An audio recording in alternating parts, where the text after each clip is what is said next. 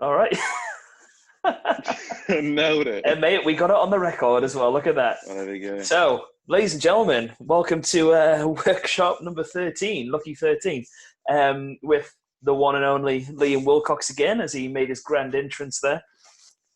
We were I was gonna talking, walk in yeah, we were talking and about do it. walking in or curtains dropping or coming up. There was all sorts of ideas flowing there.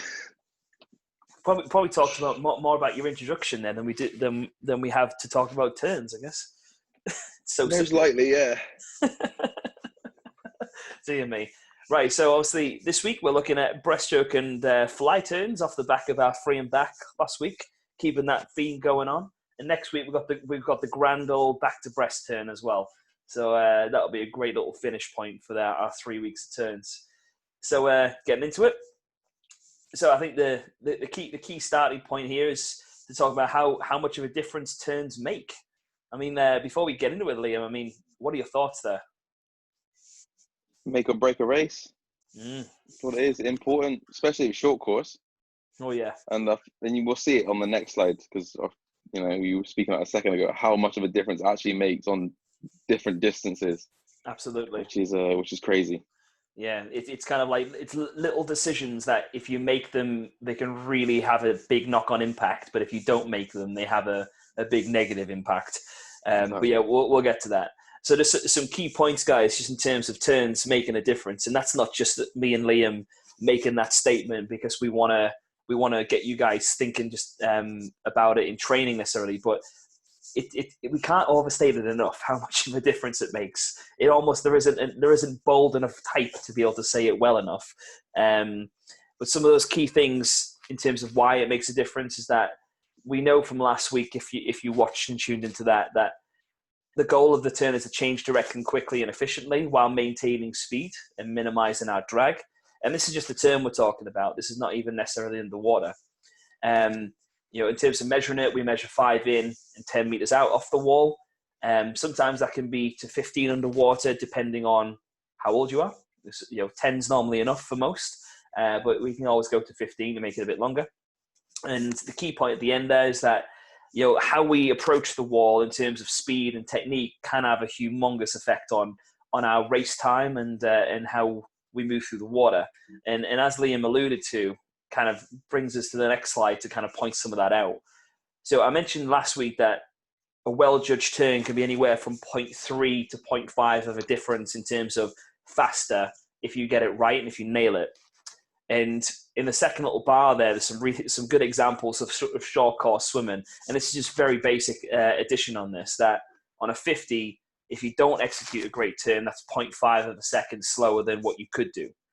But then if you look all the way through to a 1500, 29.5 seconds could be the difference in your race time if you are simply 0.5 slower on your turn. Half a minute. Well, Half a damn minute. Well, this thing, sometimes 1500s are won by half a minute. Exactly. And I mean, imagine something so small making such a big difference. It's in this guy's actually, this is purely about the approach and the drive off the wall, not even the underwater work of the breakout we're talking here, because we've already discussed that in another video. That is just that approach and then drive off the wall and then starting the underwater work after that. It can make such a difference. And I think the idea of winning and losing races, Liam, what you've already said is very much highlighted there. So I don't think we can overemphasize the point. Definitely not. Definitely not. And I mean, and this would be an interesting one for us to quickly touch on, Liam, and what your thoughts are. But on the third little bar there, I've just kind of talked a little bit about thinking about how we apply effort. It's easy to apply effort in terms of just physically going for it and just pushing yourself hard, I guess, all the time. But with turns, so much of it is mental. It's about how you sight the wall. It's about you knowing how to maintain speed into and out of the turn and feeling that and being consistent. Even when you're feeling tired or frustrated or fatigued or whatever it is. And maybe this is something for you can add on to, but a lot of time I hear things like, I don't have enough training hours to be any faster, or I'm not fit enough, or I'm not fast enough, being kind of almost reasons why people can't reach their targets or reach their goals. But as we've already seen on anything, I mean, if let's remove the 50 for simplicity here, but anything from 100 plus, you can make so much difference just on having a great turn, and you don't need a mountain of session to be good at turns. For me, it's concentration. Every single time you go into that wall, you need to be concentrating on what you're doing. Again, like we spoke with dives, we spoke with the other turns. It's a step-by-step process. You know, like you said, you've been going as quick as you can, but if you're not concentrating on the steps that are required going in and actually rotating on the wall and getting off the wall, that's when it's not gonna, you know, you're not gonna get anything out of it if you're just going in there as fast as you can, just going like, right, I've got to touch the wall and go. If you're breaking it down, concentrating and putting that effort in, then yeah, you'll definitely get the most out of it, and you'll feel it as well, which we always go on about. Yeah, absolutely. So, I mean, a lot of what we provide, I mean, we said this before, is we can provide visuals and we can provide bits of feedback from what we see, but that has to be combined with what you guys feel. You know, if you know, and how those two things marry together is, you know, is probably one of the big ways that you can actually have effective skill. You know, if you're doing a streamline and you don't know that you aren't streamlining, that's a problem. You know, if it takes the coach to tell you aren't streamlining and you don't know, then that's, I mean, if you've never been taught how to streamline, that's one thing. But once you know the fundamentals and you know how to physically execute it well, you know, then it becomes about, well, if you don't know you're doing it, then we need to fix that. We need to make sure that you have that awareness. Yeah, there's something wrong there, yeah. Yeah, absolutely. I think there is. So it's kind of, before we get into the thick of it, you know, that last little bar there, you know, I think the mindset that you have, you're going forward with it and having this almost discovery mindset that you're trying to find the best way to do it, and you're challenging yourself and you're trying to, you know, you'll make mistakes, you'll experiment with something and it won't come off. It doesn't always mean that it's the wrong thing. You know, maybe you need to change direction, but sometimes trying to get the right technique, where, you know, that technique's here and you're down here, you've got to make those failures and those mistakes to get to that point where it then feels comfortable. Generally, if you're making a skill change, it never feels comfortable to start with. But yeah, you need to have the right mindset. You've got to have the right system. So the right, you know, what we're going to talk about now in terms of the basic process and understanding the details. And I think that idea of skill is something that you need to develop. You aren't skilled just because you can pull a turn off once. You're skilled when you can do it under pressure. I think that's the big thing. So on that. Yeah, and nice little phrase that I like. I think the biggest thing that we can be is focus. We can be aware of the outcomes that we want, but the process is where we need to be and what we really need to lock into, which is what you've already alluded to there, Liam. Right, so let's get into it. So some of the physical requirements: spatial awareness and coordination. Swimmers, spatial awareness and coordination. It's a skill that sometimes we don't see that much of. I see it all. No, I'm joking. Well, we could probably bring Mike into this one, because Mike could be able to probably see that even more so on the land. Yeah. But I think it is worth saying that in the water, sometimes perceptions can be changed. It can be a little bit difficult to navigate. So just that, being aware of where you sit in the pool and just coordinating the basic movement, while it doesn't sound complicated or even something that you should think about, it takes time. It does take time. I mean, think back to when we were, how old were you when you learned to swim, Liam? I think I was about 4 or 5. Like, yeah, somewhere around that. Yeah, young. You know, not just kind of getting in the water and floundering, but you know, think back to then about how little that you could do. But you know, even now, kind of at 32, I could still get in the water, I think, and pull off a relatively decent turn, just because the amount of sheer practice and coordination that I built up. You know, it's kind of it's like riding a bike; you don't lose it. You know, so that's a big one. That's spatial awareness and coordination. Obviously, core strength and having great stability. We talked about stability a lot relating to dives as well, so that's a nice little common thread. Being agile, I think, you know, to me, that being agile is, I think, if we relate it back to, if you know something isn't quite going right in a turn, being able to make little tweaks to fix your position mid action, essentially, that's for me is kind of one of the key components of agility within turns. I mean, have you got any thoughts on that? No, that's pretty much spot on. Yeah, I guess that goes into the coordination bit as well.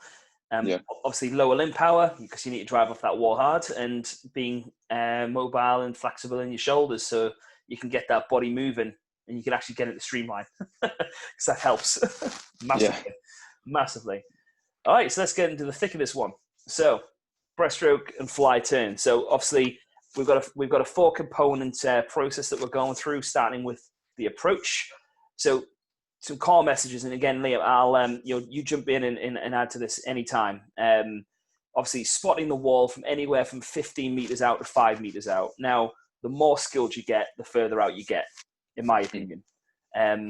5 meters is a pretty good area. You can start seeing the little notches on the bottom of the pool. You can start, to an extent, seeing the wall. Obviously, we don't want you looking straight at it, but you can see where it's coming up. I mean, how often do you see people really looking like they're spotting the wall from 15 out? Like you said, higher level athletes, yeah. But again, that goes back down to the feel. And I know a lot of the kids actually watching this, you'll know, and I've spoken about this a few times, is you're the only person who knows how fast you're going in and how far your stroke is taking you each time.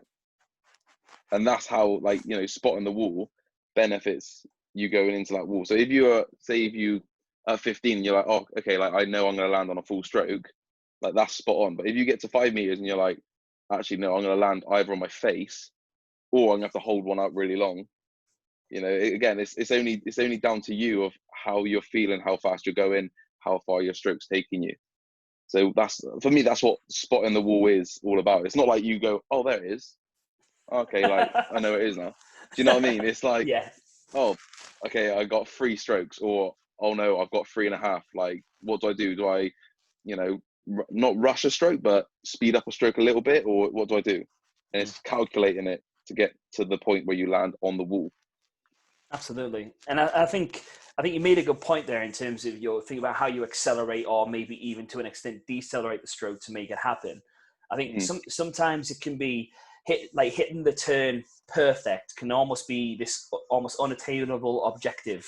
I think for me, it's not about it's about this trying to be efficient, and being efficient is being a full stroke. Don't worry about what it looks like.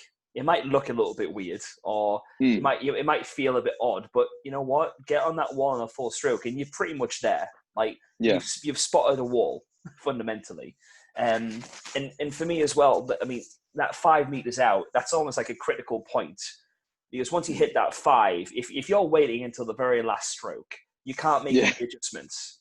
Yeah, that's it. And this, I think, this is kind of one of the big overarching messages that you've got that 15 to 5 meter area that the more skilled you get, the longer it is, and the more time you have to make choices. And I think that's the important thing. When you're young, it's difficult to work from 15 because you haven't built up that experience yet. But the older and more experience you get with this, you give yourself more time to make a decision, which if you leave it to the last stroke, you've literally got half a second, which is not enough, especially when you're inexperienced. So, and it's that second point, I think, and this kind of really just links into the speed and to the wall part, that, if you coordinate the end of your final kick on breaststroke and fly with a real purposeful drive of the hands towards the wall, then you'll be able to keep your speed going into that turn. You don't need to, it's not about necessarily rushing that hand in super fast and throwing all coordination out of it, but getting that nice little combo of that last bit of the kick, purposeful hands into the wall, and you will be there. Which is why I kind of wanted to put those as the core messages, I guess, of that approach. So, again, Liam, you jump in anytime you want. I'll just kind of go through the basic points. So, just on that approach, obviously maintaining speed and stroke rate. I think it's important to maybe touch here on stroke rate, Liam, that maintaining, you do need to build it a little bit into the wall in order to maintain, but this may be something that from working with the younger guys' point of view, it might be worth you jumping in on that. It's important not to suddenly turn into a windmill and start spinning yourself into the wall. Yeah, no, like you said, just maintaining the speed. Going into the wall isn't, you are, you're approaching it, you want to keep that speed going in, you want to, kind of accelerate, but you don't want to be going to the point of, crazy of just, like you said, windmilling, or just like going like really small strokes to try and get into the wall, which I've seen loads of times, especially with some younger ones. Yeah, it's holding your stroke, feeling the water. That's what it's all about. Absolutely. And it's all incremental. Just do it in little Yeah. steps. You don't want to go from 0 to 1,000 Oh, exactly. in Yeah. one No. stroke. And that that tends to be the panic thought process. That's like, I've got to get there. Just do it very progressively, and then you're fine.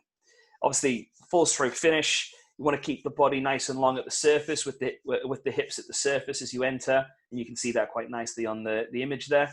It is worth noting, and I think you said this last week, Liam, with the videos in this, and I know even the images, the swimmers who do these videos, they're trying to get the technique as quality as they can, and sometimes they don't do it that fast. It is worth saying that at speed, sometimes this can look a little different, and sometimes some of the basic positions, like maybe hip position or feet and stuff, can look a little off because they probably are doing a bit slower to make sure that they can capture it. So definitely. But generally, a nice long body, hips at the surface, obviously hands touching at the same time, with a very slight flex of the elbow so that you're in there and you're ready to start moving your body weight back on it again. One thing I always say to, especially some of the younger ones, is when you're going into the wall, the only way I describe it, and this is to help get the high hips, is that last stroke. You want to be driving like down. I say down into the wall. I don't mean like that. What I mean by down is if you're coming over and fly, your arms are, they need to be going down, but you're landing onto the wall, your head's looking down. So it's like you're down into the wall. I think that's kind of a good point in terms of, for especially, like, I know that some of the younger ones who are watching this, you'll understand what I mean, but you're just getting used to, as your head's going down, you're finishing down, your hips are going up, and you should be in that nice position like you just said. It's almost like a press. You're pressing forward into it. I mean, and that's a good point to make, because you can see, obviously, this guy, his hips are at the surface, he's nice and long, but you can see that his head, even the back of his cap is slightly submerged, and this is a fly finish. So he's finishing off his kick, and he has definitely pressed forward into that wall. So yeah, I know where you're coming from with not avoiding that whole proper submarine dive, but you definitely want to have that momentum going that direction. All right, cool. So that's the approach. I mean, it's funny again. It's simple, nice and simple stuff. Simple. Like if you don't spot the wall or you don't feel where you're to. Absolutely. Simple done with repetition. Right. So stage 2. So rotation. So I broke this into 2 bits, A and B. For the guys, hopefully you can see the presentation. The bold bits are for this image, and then on the next slide, the ones that are in bold are for that particular image, just so there's a bit of a difference. So in terms of rotation, see, this is where, you've taken that speed into the wall, you've already got that acceleration of weight moving around. Now, this is where things can either really work or where they can flounder a little bit. So fundamental details here. So on this particular part, as we start moving through, the head needs to stay low to the water and low to the surface as you start rotating. You got to tuck your knees forward to the wall directly underneath the body. I'm going to add with speed. You want to be trying to get them through fast. Obviously, one arm starts to leave the wall, and you flex at the elbow as it pushes past your torso or your body, and you can see that there. That's his right arm started to come away. He's starting to bring his elbow back so it can start getting back out to here by the time we get to drive off the wall. And then the final point for this particular one is that the feet and the ankle remain extended as they rotate through with the knees. Is there anything in there that you'd like to add in terms of extra details there, Liam? When I do it step by step in my head, and again, the guys will know this. As your hands hit the wall, I say about your knees coming in first. It's only like slightly, because if you're driving your knees in, that's going to help you, get that arm back, keep nice and low. I don't know if you can see his head, but your head should still be looking down at the bottom of the pool. Yeah, you can just about see the peak of his cap there because the bubbles are in the way. So as your knees are coming in, your arms going back, you're nice and tight. And again, you're in that. Again, if we had a picture from behind, it's just straight. You're nice and streamlined. You're in your body line. So yeah, no. Other than that, it's literally knees, arm, nice and quick, like you said. Head staying down. And that's a good point. I mean, his knees have, I mean, from the image, his knees have definitely driven. And I've got the video at the end of this as well. So if people want to watch that back, you can. And it is worth mentioning that all of these images and the videos are from Off the Blocks, the British Swimming platform. So, you know, if you've got a membership to that, which is free, I believe, I'm pretty sure it's free, then, you know, log in and you can see these videos yourself. And there's some good commentary from Graham Antwistle, who we know over the top of it. A little bit of trivia for you, Liam. Graham actually did those voiceovers in a toilet in his hotel room. Bit of trivia for you. I hope I recall that information correct, but I recall that he had to do those in a hotel at a meet because they had to get done. He had to do it in the bathroom in the hotel because it was the only place that was acoustically good enough. I was going to say, I had to get the acoustics right, didn't he? I know, right? So he's a detailed man. He's a detailed man. All right, brilliant. So yeah, that's the first part, the rotation. So part two. So just obviously the details are pretty similar, but the big one at this point is that the opposite arm, as you start driving those knees very much back towards the wall and the feet are coming through, and you can see in terms of details here that the knees are still bent and they're driving. The toes are still extended and they're long as they come round. You can see that arm that went first starting to get towards the extended streamline position. But the main point is that the other arm is starting to leave the wall as the hips as the knees pass underneath the hips. And I just thought about this. I don't have a overhead image of this, but in terms of the arm coming through, is there anything that you want to talk about with the way the arm comes past the head, Liam? Yeah, I like it behind. One thing, and you know, it says on the details there, head stays low to the water during the surface rotation. The way I explain it is you're falling back off the wall. So there's no movement going like this. There's no movement going like that. It's literally knees coming in. You're pushing yourself back. Your head staying nice and low. I almost like to say find a point on the wall, because if you think about it from like a physical way, if they're touching and they're turning, if they move their head as well, the whole body's gonna, you know, go with your head. Whereas if you just keep your head still, you're gonna keep nice and narrow. That arm brushes the back of the head, and then you can snap straight down into that streamline. Absolutely. And even though you can't see his head, I mean, you know for a fact that his head's basically right above at this point. Oh yeah. But it is a nice long line from his hips down to up to his neck. You know, and I think what that point you talked about, where people tend to have that tendency to draw the neck back and just let the head fall into the waters on the neck. It is something that will slow you down. You know, keeping that long body position will help the momentum rotate through as quickly as it possibly can. And obviously, the more experience you get, the tighter it is, the better. Oh, definitely, yeah. You know, I mean, to be fair, I mean, this lad, while it's good for the demonstration, but you could probably be tighter. But then again, yeah, you know, you may not be a breaststroker or a flyer necessarily. You may not have that skill down, but and the speed he's gone into it as well.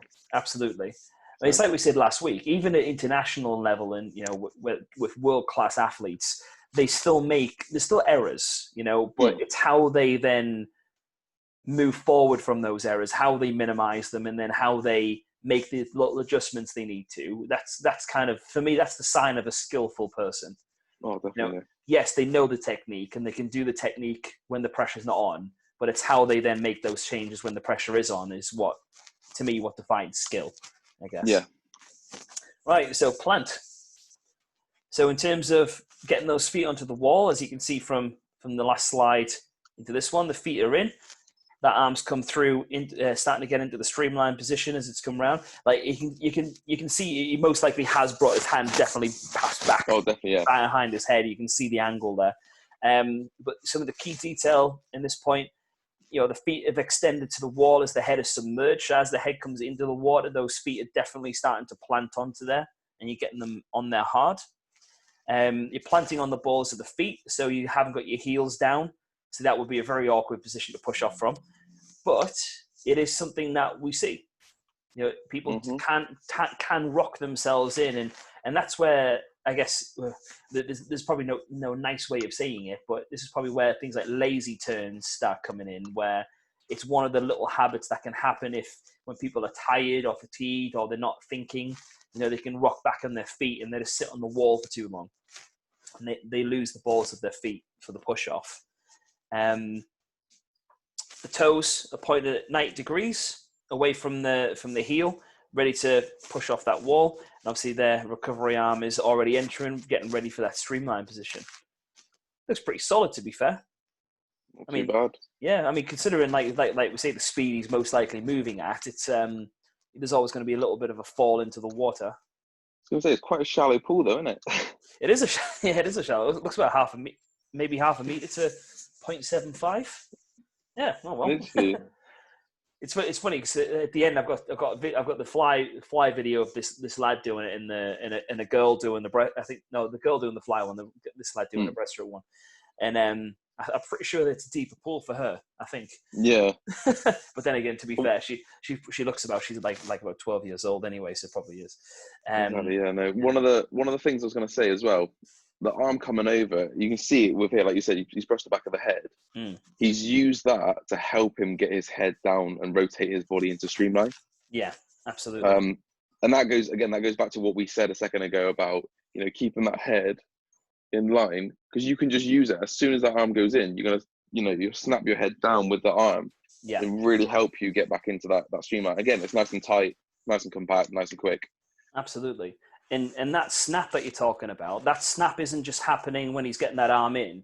That the preparation or the momentum for that snap started as soon as he started bringing that arm past his body and he was moving. And we talked about knock-on effect on this. Like if you miss a step, and it happens, but if you miss a step, there will be a knock-on at some point down the line. Just think about, if you land on the wall, and a load of the, you guys will know, I know that I did it loads of times.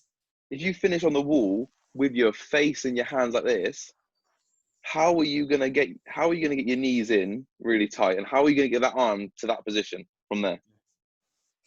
Do you know what I mean? I think you need to turn around, get on that wall, and do it. Yeah, I need to lie out.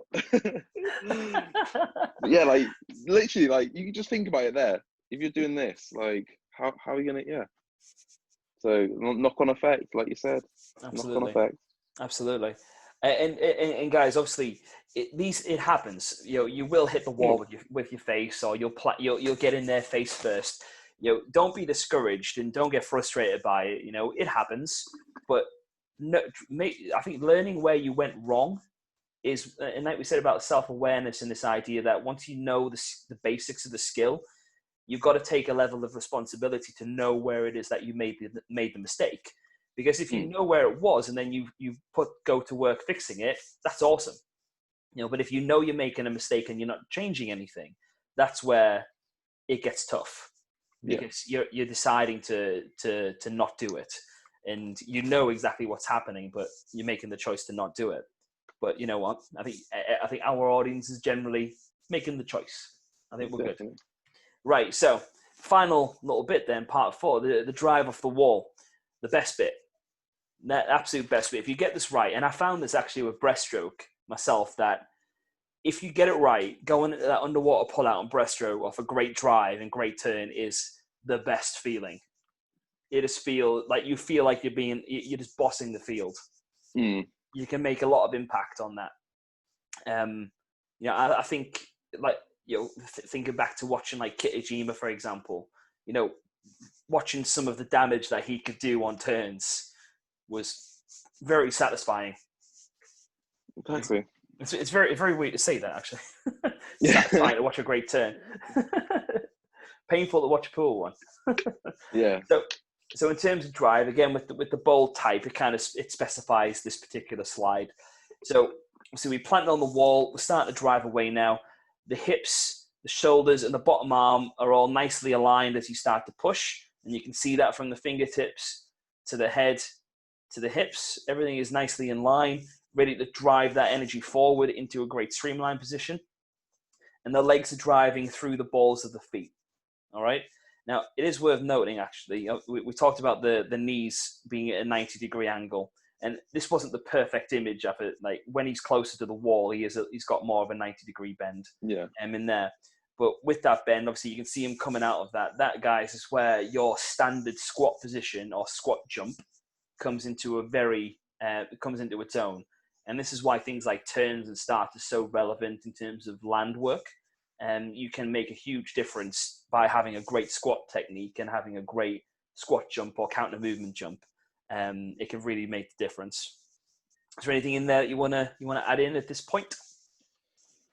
No, it's kind of leading back to the arms and the recovery of the arms. This is a shallow pool, so he won't be, and he's not doing it at speed because you can't, there's not much waves going in behind him. But that arm that goes back underneath, if it's slightly pointing down as that arm comes across, like over the top, and you go down into it, you're going to be pushing off, slightly under and then gradually come up. He probably can't do that because if he was to do it, he'd bounce off the bottom of the pool. But yeah, so that's one thing just to think about when you're going into the turn, because you're going into a pull-out after this as well. And yeah, it's just thinking about that angle which you leave the wall on. And I know the slide just before, you can see his arms like bent slightly up. Yeah, see, so his body's more, for me, it's more like that, to go up to the surface rather than slightly down. Yeah. But he, when he goes to push, yeah, he's definitely adjusted it. Yeah. But if, that arm was just a little bit lower, again, for me, yeah, being picky, that's going to help you leave the wall to go into an underwater. Yeah. You're not picky at all, Liam. No. I'm not asking too much. Just perfection and just a lot of detail. Yeah. I love it. Brilliant.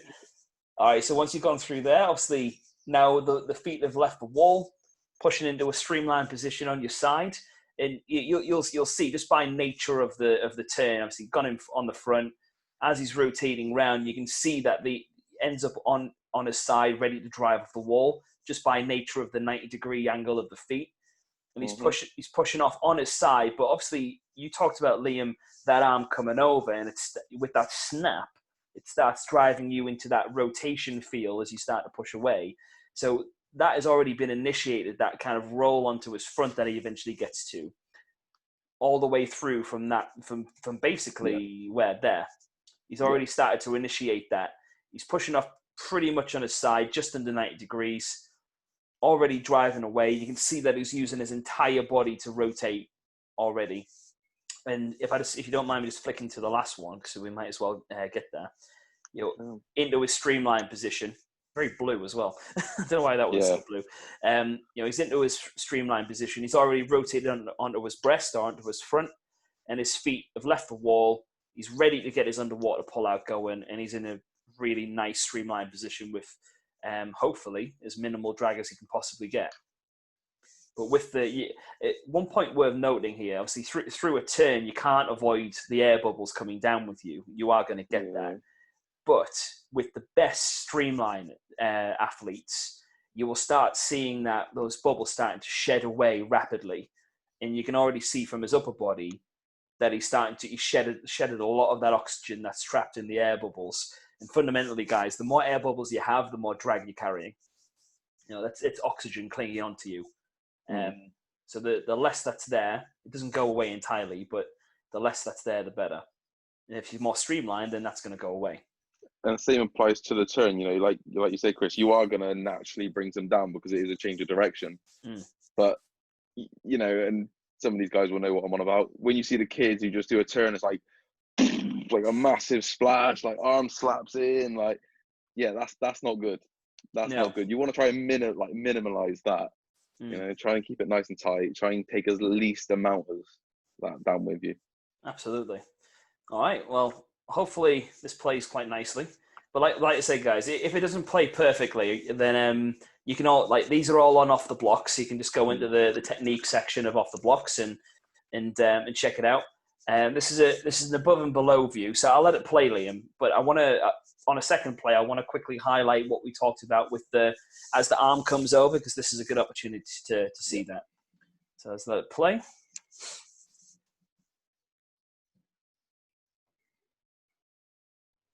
That last kick could have been better.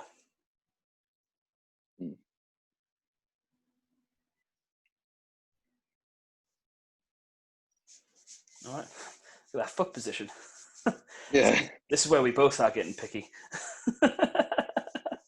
I'll do it again. Yeah, What's here we this? go.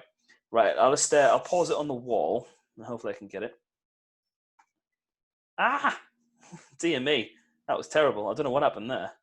That's one thing I forgot to say, actually. With Pause. the guys who are high level, when it comes to an actual turn themselves, some of them will actually start to bring their legs in slightly before they touch. Mm. Again, that's a bit like what we said about the dive with the fly kick as you hit the water. Like that is your level of, we won't worry about it too much and go into detail on it, but it is one of them things where, if you get it right, it will actually speed up your turn. But that Absolutely. is. And everything that we've talked about today, and to be honest, in every technical workship that we've done so far, it's all fundamental stuff. There's a lot of detail in there. You've got your 4-point part in terms of the turn, the approach, the rotation, the plant, the drive, but within that, there's all these little details. And it's it's easy for me and you, Liam, to kind of pick little things on for this video or last week with the Ryan Lochte turn. There's always little things that we can pick up on, but what is important to note with this video, with Lochte last week, they get the fundamentals absolutely right. And then what we start talking about is very fine details that can start making a difference to whether you win a medal or not, or whether you qualify for something at a high level or not, or whether you make a final at Olympic Games or whatever it is. It's finer details, but it's one thing for us to pick detail on it, but definitely they already get the foundations pretty much spot on. You can't necessarily fault the basics of the turn. Some of it's just the presentation, but presentation isn't always everything. So just, I think I've pretty much paused this in a decent place, just to show you guys again. We saw underwater that we're talking about that head position to hip position being nice and long and keeping that body moving as a unit. But you can pretty much see there that this hand is coming over. It's difficult to see because we haven't got the best of angles because we're looking at it from the side. But the arm is pretty much coming around the back of the head, through into the water, ready to get that streamline. And you can already see that this arm's ready to pick up that other arm as we go through. And his head as well. If you look on top of the water, he is looking up. Yeah, absolutely. And that's what we said about, as you hit, your knees come in quick, that arm goes back, your body's rotating, but your head is sticking because you want to keep that nice tight position. Yeah, and just trying to find a good little spot here. So you can see he's starting to bend his elbow. He's starting to bring his knees have tucked first. His arm's starting to leave the wall, and you can all see, guys, his head's already it's low. It's just under the surface. So he's already got that head low, and it's moving. It's keeping low all the way through the turn. Not too bad. One big mistake that everyone makes is they use a turn as a break and a breather. Yeah, absolutely. We've all been there. Yeah, it takes time. You got to learn. Yeah. But it's like we said, it's the first point of this whole thing, that the purpose of a turn is to change direction quickly. It's not to have a rest. Exactly. And when it is, when the rules change or when the idea changes, let us know. Right, and then this last little bit, it's got this fly turn. Same principles, just put both strokes on there. Nice big last fly kick to drive the hands in. Pretty good underwater there as well. Let's play it one more time.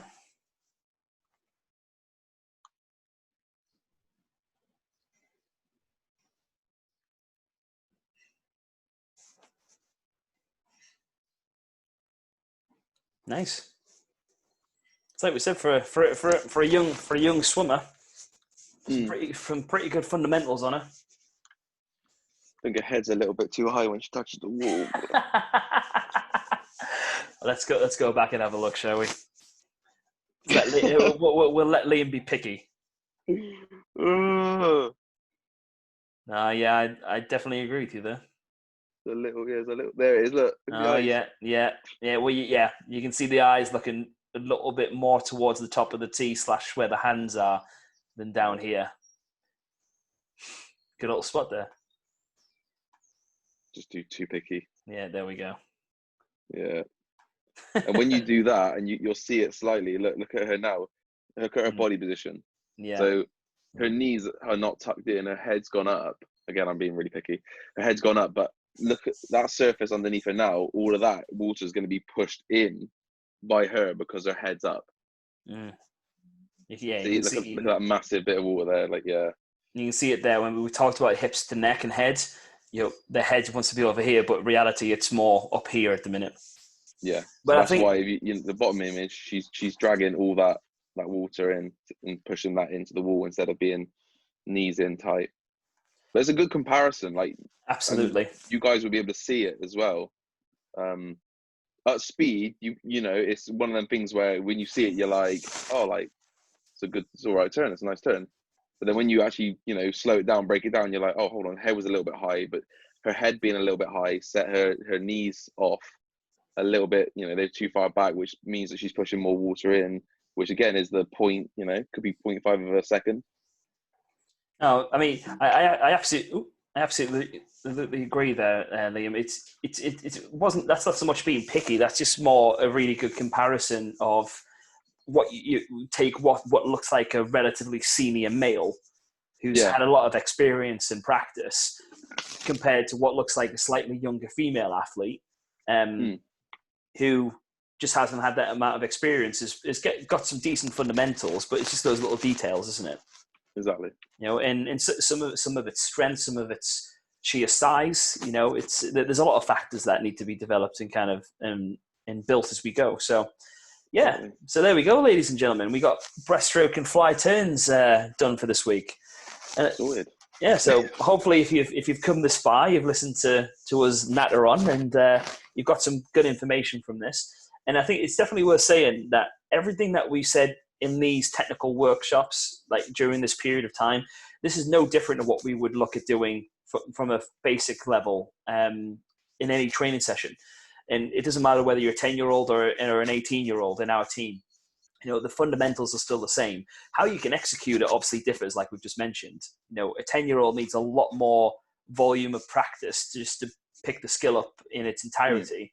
But an 18-year-old, you guys are learning to refine that skill and to add little extra details on. The fundamentals of what we talked about today, they never go away. They never go out of fashion. So, it's applicable to everybody. So hopefully you've taken something away from it, or maybe found a little bit of a detail that you never thought of before, or even something obvious that maybe we haven't even said. Hopefully it's come across. So if you've come this far, thanks for listening, and hopefully you'll tune in next week for the crossover turn, which is always a good bit of fun. That's how that one goes. Liam's favourite. Start picking on the person doing the demo now. Well, to be fair, I'll give you an insight in a minute once we finish this one. It's actually, I think they're actually pretty decent. Okay. It's not too bad, but then again, on this particular topic, I am not as picky as Liam. Clearly, Looking for the finesse. yeah, he's looking for all of it. Yeah. All right, guys, thanks for tuning in. We'll see you next week. And Liam's out.